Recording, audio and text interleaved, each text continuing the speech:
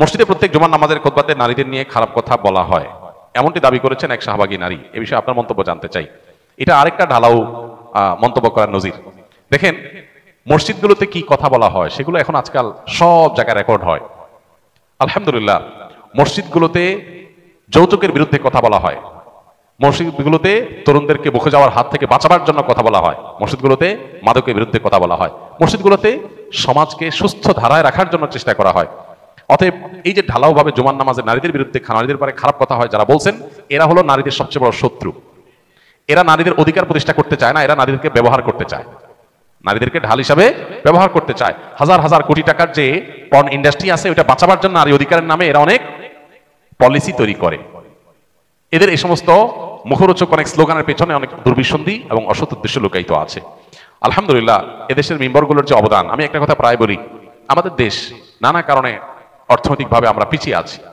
এখনো পর্যন্ত এই দেশের যে আর্থসামাজিক অবস্থা, এখানে অপরাধ নিয়ন্ত্রণ যতটা আছে, যতটা নিয়ন্ত্রণ করা গেছে, এর জন্য আইন শৃঙ্খলা রক্ষাকারী বাহিনী, প্রচলিত আইন, শাসন, এগুলোর যেরকম অবদান আছে, এর পাশাপাশি একটা উল্লেখযোগ্য অবদান হলো এই জুমার মসজিদের মেম্বারগুলো। এগুলো থেকে সারাদিন মানুষকে নীতিবাক্য, নীতিনৈতিকতা চর্চার গুরুত্ব বোঝানো হয় দেখে অনেকখানি মানুষের মধ্যে অপরাধ প্রবণতা কম। এগুলো যদি না থাকতো, এগুলো যে বন্ধ করে দেওয়া হতো, তাহলে দেখা যেত মানুষ লাগামহীন কোথায় গিয়ে হতে পারে। আপনি বলবেন, ভাই, পশ্চিমা পৃথিবীতে অমুসলিম প্রধান দেশগুলোতে মানুষ অনেক ডিসিপ্লিন মেনটেন করে, অনেক শৃঙ্খলা মেনটেন করে, তারা কিউ মেনটেন করে, খুব ভদ্র, কেউ আইন লঙ্ঘন করে না, তারা তো অনেক ভালো, তাদের ওখানে তো জুমার নামাজে খুতবা নাই, তাহলে তারা ভালো হলো কেমনি?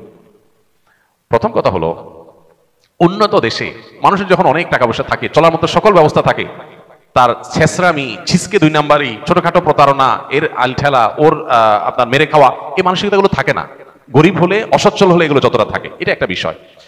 তো ওই সমস্ত দেশগুলো আগে আছে, এই সমস্ত ক্ষেত্রে এসে তারা অ্যাডভান্টেজ পায়। আরেকটা বিষয় হলো, তাদের দেশগুলোতে কঠোর আইনের শাসন আছে, যার কারণে সেই অ্যাডভান্টেজটা তারা পাইছে। আমাদের এখানে যে আইনের শাসনটা ঢিলা আছে, ওইটা বরং কিছুটা রিকভার করছে এই মসজিদগুলোর নীতিবাক্য, মানুষকে মোরাল ডেভেলপমেন্টের জন্য যে নসিহাগুলো করা হয় সেগুলো। অতএব মসজিদের ব্যাপারে এই ধরনের ঢালাও মন্তব্য যিনি করেছেন, তার বিরুদ্ধে রীতিমতো প্রচলিত আইনে মামলা হওয়া উচিত, তার বিচার হওয়া উচিত।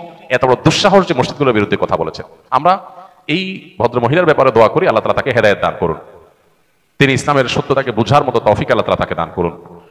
এই ধরনের জঘন্য মন্তব্য, এটা কোনো সুস্থ মস্তিষ্ক সম্পন্ন মানুষ করতে পারে না। যার মাথা ঠিক আছে, তিনি মসজিদের বক্তব্যগুলো শুনেন, ঢালাওভাবে এরকম একটা ডাহা মিথ্যা কথা, মিথ্যার একটা ধরন আছে, লেভেল আছে, লেয়ার আছে, এরকম কথা বলতে পারে না।